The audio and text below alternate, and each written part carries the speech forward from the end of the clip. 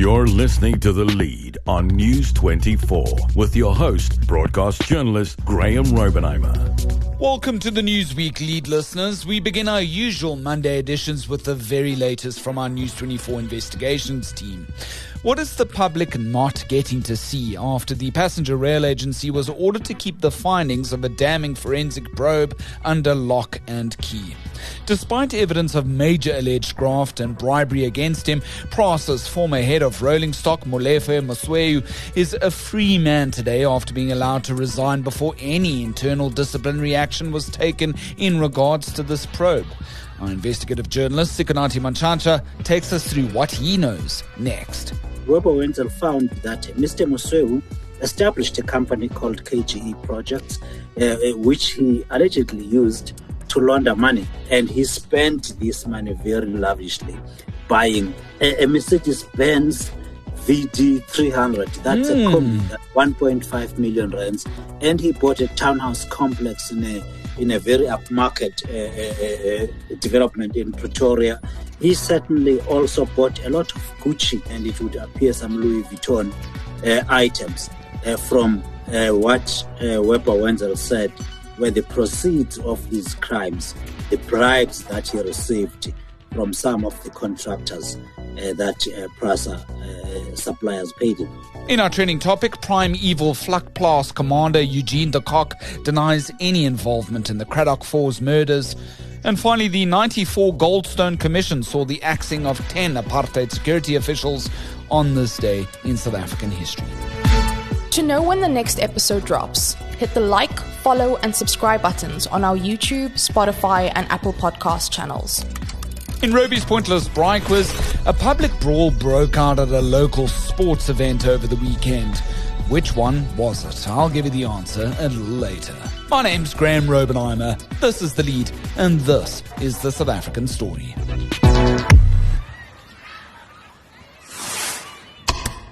Moving to our top story, and millions of South Africans' hard-earned taxes have gone towards a mass Metrorail train refurbishment project, the findings of which of alleged bribery between contractors and the passenger rail agency continue to dog this massive deal, all whilst the yellow, grey and black trains that we know of yesteryear gather rust and have yet to leave any station in this country. Today we catch up with investigative journalist Sikonathi Mantshantsha, who previously faced legal threats for reporting on this very matter. Sikonathi, it's been a hot minute. How are you? I'm good, Graeme. Yeah, I'm good. How are you doing? Yeah, I can't complain. We just had the News 24 Job Summit, and it has been very, very busy week last week. So we get to look to other topics now and remind our lead listeners that they'll recall in our previous past editions that we've had on this matter, Sikonathi, that there was the release of this draft forensic probe report that the News 24 investigations team managed to get their hands on.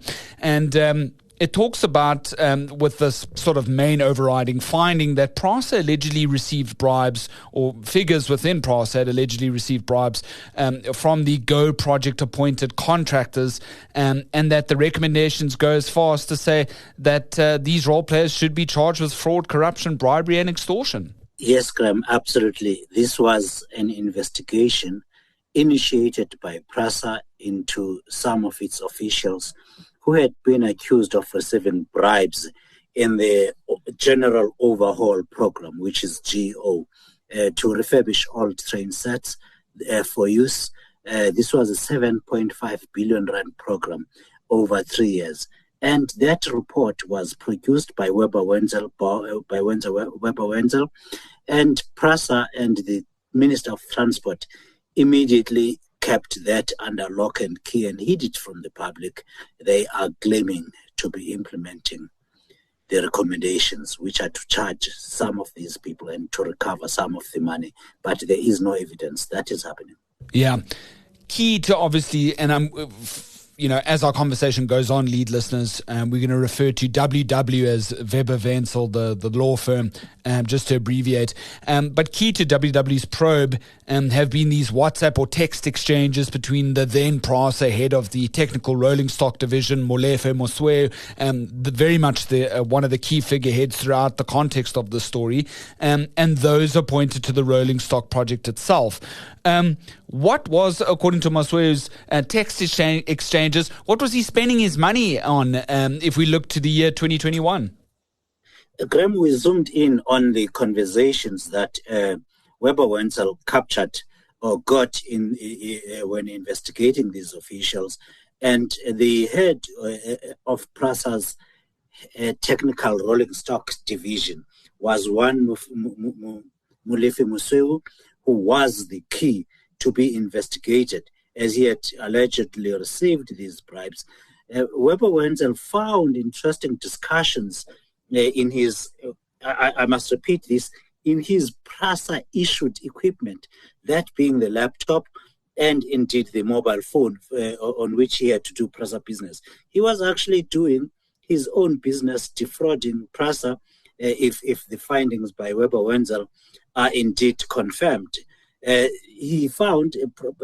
Wentzel found that Mr. Mosweu established a company called KGE Projects, which he allegedly used to launder money, and he spent this money very lavishly, buying amongst others a Mercedes-Benz VD300. That's a combi, 1.5 million rands, and he bought a townhouse complex in a very upmarket development in Pretoria.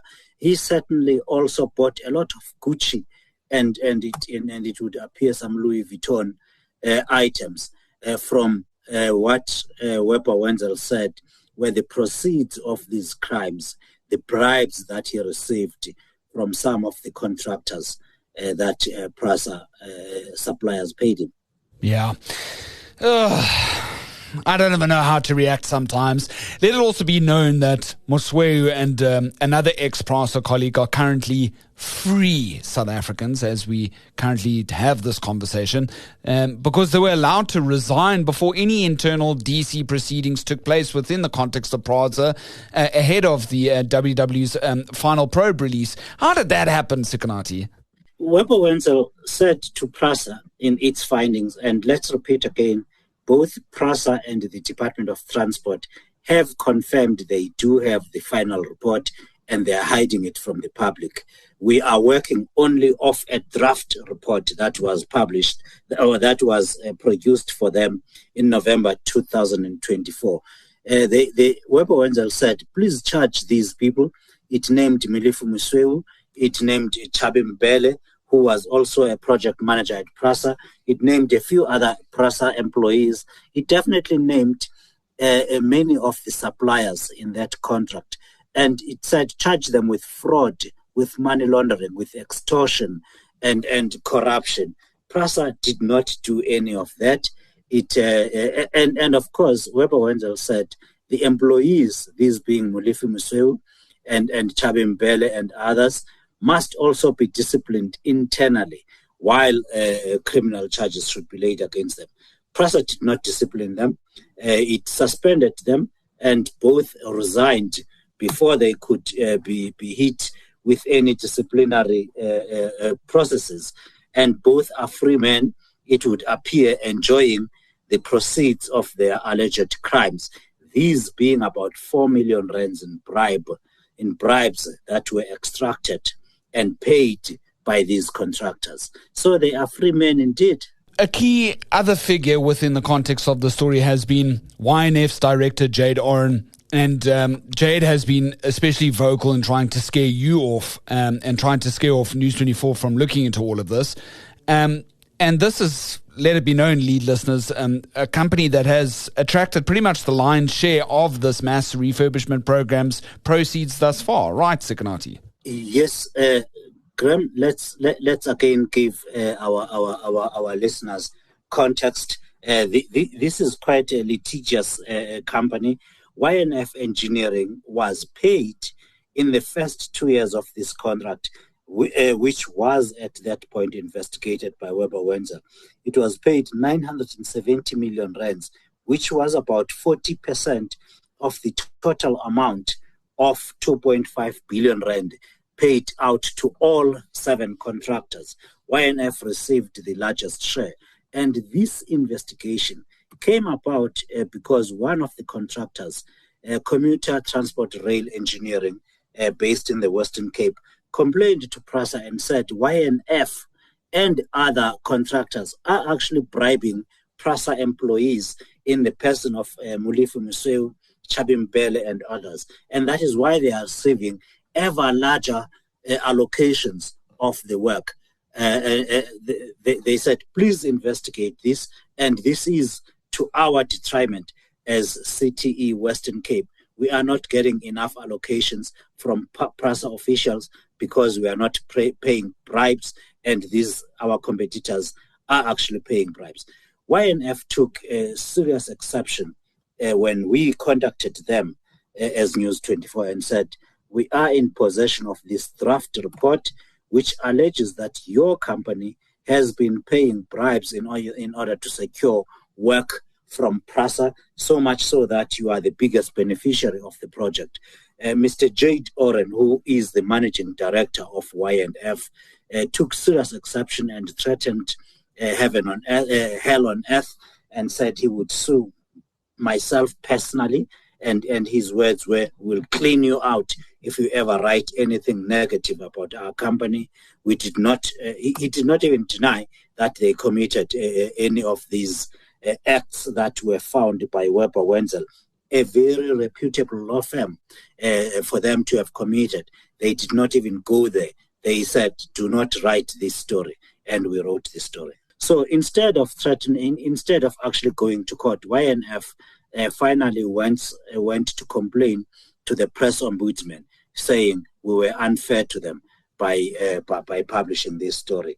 News 24 is obviously opposing that complaint, and we are due to hear within the next week or two from the press ombudsman how far it will go. They did not proceed, at least not at this stage, with their threat to take us to court, demanding we delete the story. For today's latest exclusive, and of course still trending on the front page of News 24, any of our News 24 subscribers have been clicking on this because it's one of our most read articles at the moment. It's entitled, Small Fish Bribed Prasa Exec Laughed at Tenderpreneur Edwin Sodi's 400 million rand SARS troubles, of course penned by Sikonathi.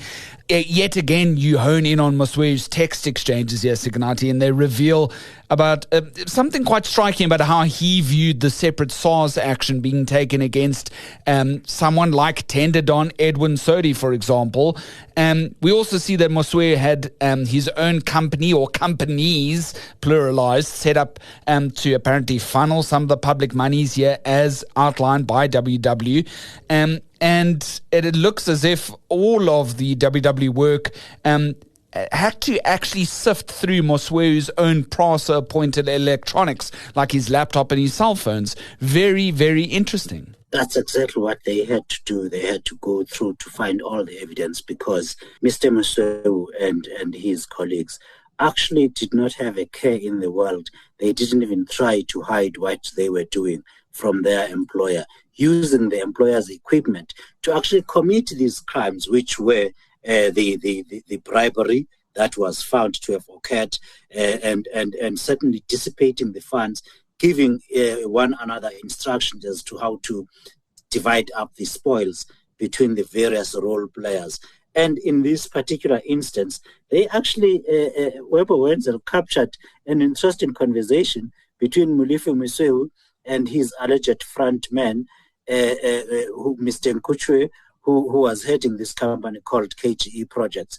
And he was the man that was allegedly receiving these bribes in a bank account that appears to not be linked to Mr. Mosweu, but was actually being directed by Mr. Mosweu. And they laughed at Edwin Sodi's problems because SARS had just demanded that Edwin Sodi, who received a lot of money from the government tenders in the Free State, pay SARS about 400 million rands in taxes for undeclared income. Let's repeat again, they were laughing at someone who has been caught while they were not being caught, and they had a balance of 400 million rands as far as SARS was concerned. That's the Revenue Tax Agency. Okay, you've previously sort of alluded to it in our conversation today. Where is WW's final report now? You've tried pretty much all avenues to try and get it. What is Prasa's reasoning for not wanting to release it at this time? Graeme, Prasa says it is not releasing this report because it is an internal report meant only for its eyes, and that it is implementing the recommendations. That's what it said. But also the Transport Minister, Barbara Creecy, who is the political head of Prasa, who actually directed Prasa to not release this report. And we've pired the report. We have not received a response from the department.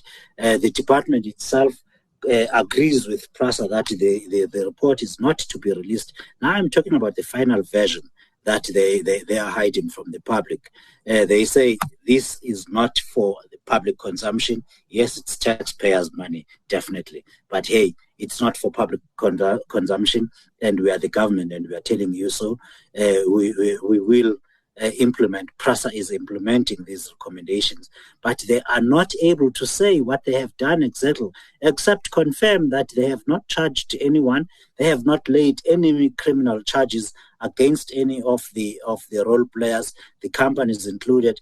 They certainly have not even initiated civil proceedings to recover some of the monies, hundreds of millions of rand that they have been overcharged by some of these companies.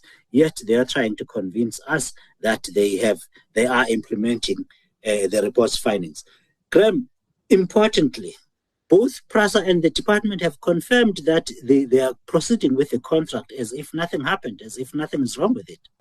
All while the project goes ahead and monies are still being disbursed, right? 7.5 billion rand is the target that must be spent by the end of June 2000, by the end of March 2027.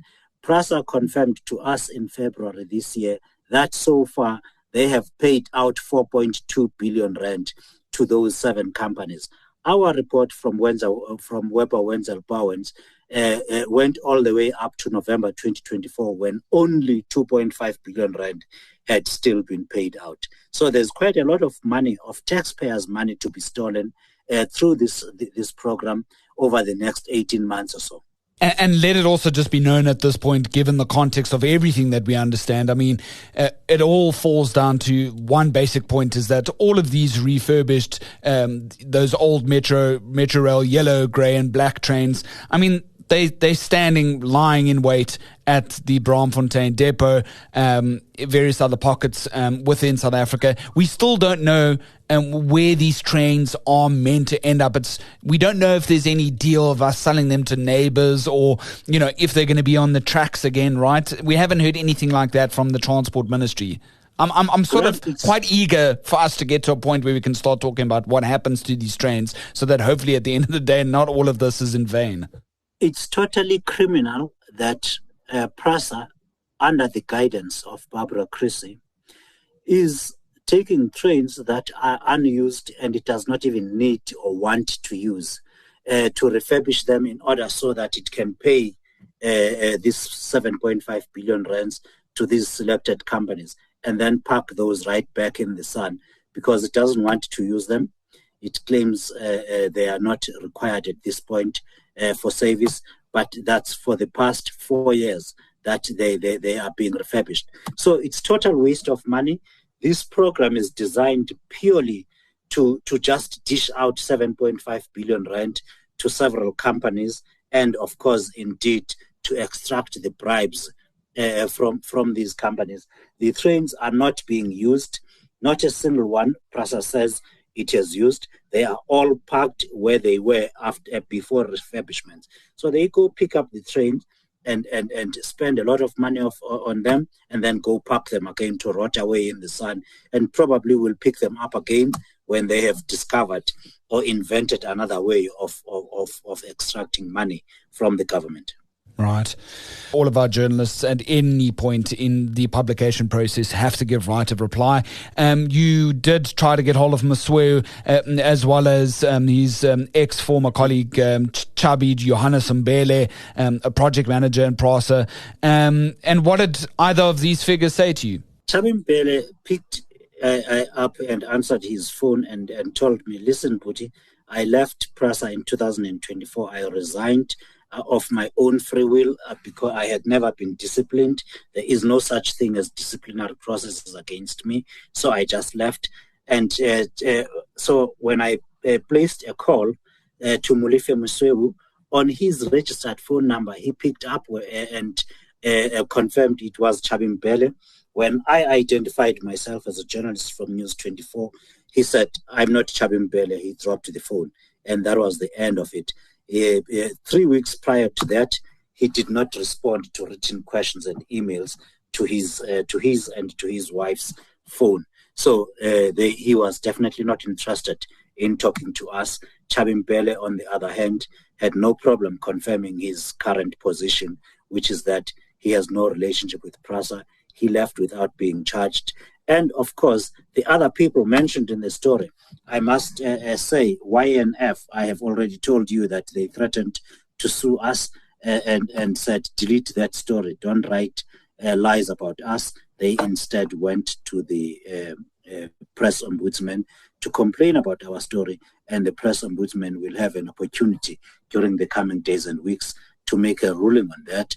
The other players are definitely well represented in the story itself. Sikonathi Mantshantsha and Kosakakulu, I really do appreciate it. Thanks so much for bringing us the very latest in the saga. I'm really at pains. I hope we'll get to a point where the Transport Ministry can really come out with a concrete plan and say, look, this is where all your taxpayers' money went to in some sort of credible final result. Until then, let's hope we can get our hands on that final WW report and see some of the recommendations and hold our public office bearers to account in what they should be doing. If they asked a law firm to investigate, their own work, they should follow through on that. But I suppose the proof will be in the pudding. Sikonathi, I appreciate it. Have a good day. Have a nice day, sir. Thank you. Trending topic. In our trending topic today, he commanded the notorious Vlakplaas death squad that carried out the torture and executions of anti-apartheid activists.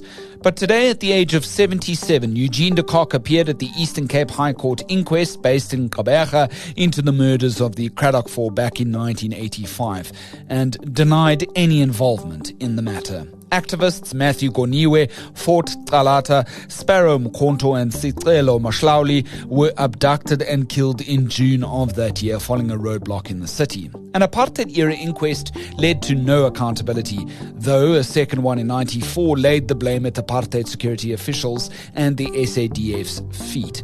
Today, the man known as Prime Evil, de Kock, also denied having any knowledge of the killings and asked to be held under police protection in the police holding cells despite the fact that he's not in custody. 5 months prior, de Kock was declared too ill to testify, and his lawyer today asked for short adjournments in light of his apparent ailing heart health. As our News 24 journo Candice Besaidenote listened in, de Kock told the court that the Kradock Four were never, to his knowledge, classified as terrorists by the Vlakplaas death squad, but rather civilians. The inquest continues. What say you? Drop us a comment below. And finally, the thing I love most about history is that it rhymes. Ending off now with On This Day in South African history, it's the 23rd of March, 1994. On this very day, 1994, President F.W. de Kock announced that 10 security force officers implicated in the Goldstone Commission's probe into a so-called third force would be withdrawn from service. The commission was investigating allegations that elements within the state were fueling political violence during this transition to democracy. De Kock indicated that the officers would retain their benefits, however warning that they could be suspended if they refused the arrangement, raising the prospect then of a standoff. That tension eased, though, days later, and senior figures, including Deputy Police Commissioner Barcy Smith and Lieutenant General Johan Leroux, agreed to step aside voluntarily, diffusing what could have become a major crisis within the police and the broader security forces at large. In Roby's Pointless Braai Quiz today, a public brawl broke out at a local sports event over the weekend. Which one was it? Of course, it was the Live Golf Tournament at Stain City in Gauteng. Thankfully, no one was reported to be severely injured. No charges laid, though viral videos quickly spread on the socials of that brawl breaking out. The Live Golf event ended up being the biggest for its sporting code on South African soil. Police believe alcohol may have played a role, though there's no concrete proof of that in this fight, and all those involved were then ejected from the grounds. Just a little comment from me. I guess they were stopped before going the full 9 rounds. At least that's what a little birdie told us. Well, if this was your answer all along, congrats, you scored the absolutely priceless prize of being the most informed person around the bribery. Don't move a muscle, keep it right here on The Lead. Hit like, follow and subscribe. Please rate us 5 stars on Apple, Spotify, YouTube. Subscribe wherever you find us. We really appreciate you tuning in. The Lead continues to go from strength to strength. Comes out Monday to Thursday at 7 p.m. wherever you get your podcasts. My name's Graeme Robenheimer, and so long as there's trusted news first, we'll always have The Lead.